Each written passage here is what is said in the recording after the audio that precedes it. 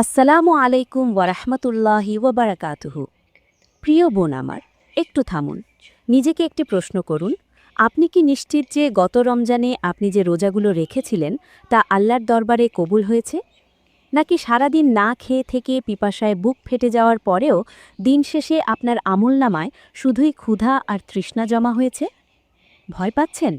ভয় পাওয়ারই কথা, কারণ বিশ্বনবী মোহাম্মদ সাল্লাল্লাহু আলাইহি ওয়াসাল্লাম নিজেই এই আশঙ্কার কথা বলেছেন। তিনি ইরশাদ করেছেন, এমন অনেক রোজাদার আছে যাদের রোজা পালন করা বা উপবাস থাকা ছাড়া আর কোনো লাভ হয় না। সুনানে ইবনে মাজা ১৬৯০। চিন্তা করুন বোন, সারাদিন কষ্ট করলেন, সাহারি খেলেন, ইফতারের অপেক্ষা করলেন, কিন্তু দিন শেষে আল্লাহর কাছে সেই রোজার কোনো মূল্যই রইল না। এর চেয়ে বড় দুর্ভাগ্য আর কি হতে পারে? রমজান আসছে, এটি শুধু না খেয়ে থাকার নাম নয়, এটি তাকওয়া অর্জনের মাস। কিন্তু শয়তান বন্দী থাকলেও আমাদের নফস এবং অজ্ঞতার কারণে আমরা এমন কিছু ভুল করে ফেলি যা আমাদের সব কষ্টকে ধূলিসাৎ করে দেয়। আজকের এই ভিডিওতে আমি আপনাদের সতর্ক করব রমজানের এমন 10টি ধ্বংসাত্মক কাজের ব্যাপারে যা আমরা অবহেলায় করে ফেলি আর অজান্তেই আমাদের রোজা বরবাদ হয়ে যায়। হে আমার দিনী বোন, ভিডিওটি শেষ পর্যন্ত দেখুন। প্রতিটি পয়েন্ট আপনার জান্নাতের পথের বাধা দূর করতে পারে ইনশাআল্লাহ। রমজান কেন এত স্পেশাল? আল্লাহ সুবহানাহু ওয়া তাআলা পবিত্র কুরআনে বলেছেন, রমজান হলো সেই মাস যাতে কুরআন নাজিল করা হয়েছে। সূরা বাকারা ১৮৫। এই মাসটি ক্ষমার মাস, এই মাসটি জাহান্নাম থেকে মুক্তির মাস। রাসূলুল্লাহ সাল্লাল্লাহু আলাইহি ওয়াসাল্লাম বলেছেন, যে ব্যক্তি ঈমানের সাথে ও সওয়াবের আশায় রমজানের রোজা রাখবে তার অতীতের সব গুনাহ মাফ করে দেওয়া হবে। সহিহ বুখারী ৩৮। বোন আমার, এই অফারটি শুধু তাদের জন্য যারা রোজা ও রমজানের হক আদায় করবে। কিন্তু আফসোস, আমরা অনেকেই রোজা রাখি কিন্তু রোজার আদব রক্ষা করি না। চলুন জেনে নিই সেই 10টি কাজ সম্পর্কে যা রমজানে কখনোই করা যাবে না। প্রথম এবং সবচেয়ে ভয়ানক ভুল, অনেক বোন রোজা রাখেন কিন্তু নামাজ পড়েন না, অথবা আসর আর মাগরিব পড়েন কিন্তু ফজর আর জোহর ঘুমের ঘোরে কাটিয়ে দেন। মনে রাখবেন বোন, নামাজ হলো ইসলামের খুঁটি আর রোজা হলো দেয়াল বা ছাদ। খুঁটি ছাড়া কি ঘর দাঁড়াতে পারে? ইচ্ছাকৃতভাবে নামাজ ত্যাগ করা কুফরি। অনেক স্কলারের মতে বেনামাজির রোজা কবুলই হয় না। আপনি আল্লাহর হুকুম মানার জন্য না খেয়ে আছেন, অথচ সেই আল্লাহরই সবচেয়ে বড় হুকুম নামাজ অমান্য করছেন। এটা কেমন আনুগত্য? তাই রোজা রাখার পাশাপাশি 5 ওয়াক্ত নামাজ সময়ের শুরুতে আদায় করতেই হবে। দ্বিতীয়ত, যে বিষয়টি আমাদের মা বোনদের আমলকে উইপোকার মতো খেয়ে ফেলে তা হলো গীবত বা পরনিন্দা। ইফতার বানাচ্ছেন আর ফোনে বান্ধবীদের সাথে বা ঘরের অন্য সদস্যদের সাথে কারোর সমালোচনা করছেন। রাসূলুল্লাহ সাল্লাল্লাহু আলাইহি ওয়াসাল্লাম বলেছেন, যে ব্যক্তি মিথ্যা কথা ও খারাপ কাজ বর্জন করল না তার পানাহার ত্যাগ করায় আল্লাহর কোনো প্রয়োজন নেই। সহিহ বুখারী ১৯০৩। গীবত করা মানে মৃত ভাইয়ের গোশত খাওয়া। আপনি কি ইফতারের সময় পচা গোশত খেতে পারবেন? না। তাহলে কেন রোজার দিনে আপনি গীবত করে নিজের রোজার সওয়াব নষ্ট করছেন? জিহবাকে সংযত করুন। তৃতীয় ভুলকে খুব মর্মান্তিক। রমজানের শেষ দশকে যখন আমাদের ইবাদতে মগ্ন থাকার কথা, লাইলাতুল কদর তালাশ করার কথা, তখন আমরা মার্কেটে মার্কেটে ঘুরে বেড়াই। প্রিয় বোন, আপনি রোজা রেখেছেন কিন্তু টাইট বোরকা পরে সুগন্ধি মেখে পরপুরুষের ধাক্কা খেয়ে শপিং করছেন। আপনার এই রোজা কি আল্লাহর তাকওয়া অর্জনের জন্য? ঈদের শপিং প্রয়োজনে রমজানের আগেই সেরে ফেলুন, অথবা অনলাইন মাধ্যম ব্যবহার করুন। দোহাই লাগে, রমজানের পবিত্রতা নষ্ট করে বেপর্দা হয়ে মার্কেটে ঘুরবেন না। চতুর্থ বিষয়টি আমাদের যুবতী বোনদের জন্য। রোজা রেখে বয়ফ্রেন্ড বা গায়ের মাহারামের সাথে চ্যাটিং করা, ফোনে কথা বলা, ভিডিও কলে সময় কাটানো, এগুলো জিনার অন্তর্ভুক্ত। চোখের জিনা, কানের জিনা, হাতের জিনা, এগুলো সব রোজার নূর বা আলো নিভিয়ে দেয়। আপনি হারাম সম্পর্কে লিপ্ত থেকে আল্লাহর সন্তুষ্টির আশা কিভাবে করেন?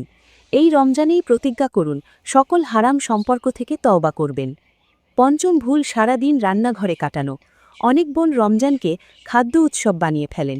আসর থেকে মাগরিব পর্যন্ত যে সময়টা দোয়া কবুলের শ্রেষ্ঠ সময়, সেই সময়ে আপনারা পিয়াজু আর বেগুনির চিন্তায় অস্থির থাকেন। সাহারি এত বেশি খাওয়া যে ফজরের নামাজে দাঁড়াতে কষ্ট হয়, আর ইফতারে এত বেশি খাওয়া যে মাগরিব ও এশার নামাজে অলসতা আসে। বোন, রমজান এসেছে কম খেয়ে নফসকে দমানোর জন্য, বেশি খেয়ে অলস হওয়ার জন্য নয়। রান্নার সময় কমিয়ে সেই সময়টা কুরআন তিলাওয়াতে দিন।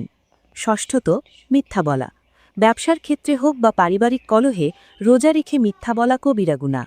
এক হাদিসে এসেছে, রোজাদার যদি কাউকে গালিও দেয় তবুও সে যেন বলে আমি রোজাদার। অর্থাৎ ঝগড়া তো দূরের কথা, মিথ্যা বলা বা ধোঁকা দেওয়া একজন মুমিনের শান হতে পারে না। সপ্তম বিষয়টি আমাদের ঘরে ঘরে মহামারী আকার ধারণ করেছে। রোজা রেখে সময় কাটানোর জন্য মুভি দেখা, কানে ইয়ারফোন লাগিয়ে গান শোনা অথবা ইফতারের পর টিভি সিরিয়ালে মগ্ন হয়ে যাওয়া। কুরআন নাজিলের মাসে আপনি চোখের ও কানের গুনাহ করছেন। যে চোখ দিয়ে আল্লাহর কালাম দেখার কথা সে চোখ দিয়ে অশ্লীলতা দেখছেন। আল্লাহর কসম বোন, এই কাজগুলো আপনার রোজার সাবাবকে ছিদ্রযুক্ত কলসির মতো করে দেবে। পানি ঢালবেন কিন্তু কিছুই জমা হবে না। অষ্টম বিষয়টি মেজাজ খিটখিটে রাখা। ক্ষুধার কারণে অনেকের মেজাজ খারাপ থাকে। কাজের মেয়েকে ধমক দেওয়া, সন্তানদের মারধর করা, স্বামীর সাথে চেঁচামেচি করা। মনে রাখবেন, রোজা মানেই সবর বা ধৈর্য। আপনার আচরণে যদি নম্রতা না আসে তবে আপনার রোজা আপনার চরিত্রে কোনো প্রভাবই ফেলেনি। নবম বিষয়টি পরিবারের আয়ের সাথে যুক্ত। আপনার স্বামী বা বাবা যদি হারাম উপার্জনের খাবার আনেন আর তা দিয়ে আপনি সাহারি বা ইফতার করেন তবে আপনার দোয়া কবুল হবে না। রসুলুল্লাহ সাল্লাল্লাহু আলাইহি ওয়াসাল্লাম সেই ব্যক্তির কথা উল্লেখ করেছেন যে ধুলোমলিন অবস্থায় হাত তুলে দোয়া করে কিন্তু তার খাবার হারাম, পানীয় হারাম, তার দোয়া কিভাবে কবুল হবে? সহি মুসলিম। আজই পরিবারকে হালাল উপার্জনের জন্য চাপ দিন। দশম এবং শেষটি হল রিয়া। রকমারি ইফতার সাজিয়ে ছবি তুলে ফেসবুকে আপলোড দেওয়া, ক্যাপশন দেওয়া, আলহামদুলিল্লাহ ২০তম খতম শেষ করলাম। বোন আমার, ইবাদত গোপন রাখুন। যা মানুষের প্রশংসার জন্য করা হয় তা আল্লাহর কাছে পৌঁছায় না। সোশ্যাল মিডিয়ায় শো অফ করা বন্ধ করুন। আল্লাহ তো সব জানেন। বোনদের কিছু বিশেষ মাসালা জেনে রাখা জরুরি। 4টি কাজ করলে রোজা একদম ভেঙে যায়, যা অবশ্যই কাজা করতে হবে এবং কিছু ক্ষেত্রে কাফফারা দিতে হবে। 1.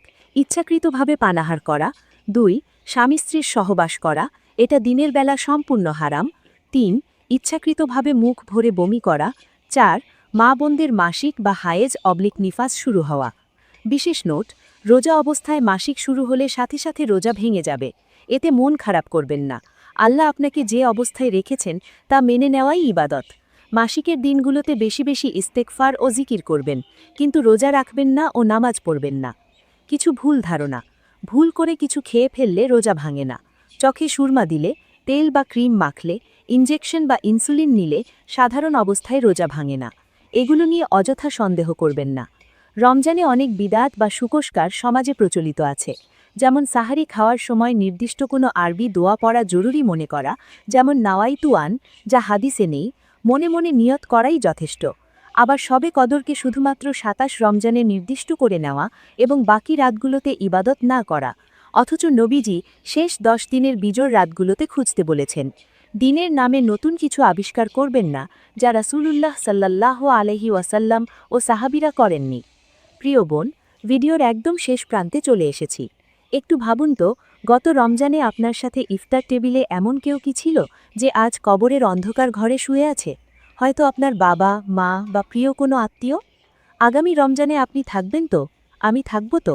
কোনো গ্যারান্টি নেই। তাই এই রমজানকে জীবনের শেষ রমজান মনে করুন। শয়তান আপনাকে ধোঁকা দেবে, বলবে কাল থেকে ভালো হব, পরের রমজানে সব ঠিক করে ফেলব। কিন্তু মৃত্যু কার আগে আসবে তা কেউ জানে না। আল্লাহর কাছে ফিরে আসুন বোন, চোখের পানি ফেলে বলুন, হে আল্লাহ, আমি আমার নফসকে অনেক জুলুম করেছি। এই রমজানে আমাকে মাফ না করে কবর দিও না। পর্দা শুরু করুন, নামাজ ধরুন, কুরআন আঁকড়ে ধরুন। দুনিয়ার সব ফ্যাশন, সব আড্ডা পড়ে থাকবে, সাথে যাবে শুধু আপনার আমল।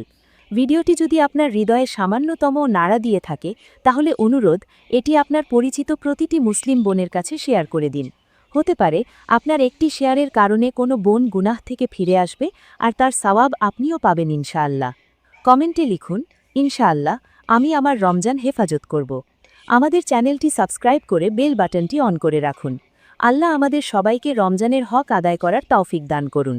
আমিন। আসসালামু আলাইকুম ওয়া রাহমাতুল্লাহি ওয়া বারাকাতুহু।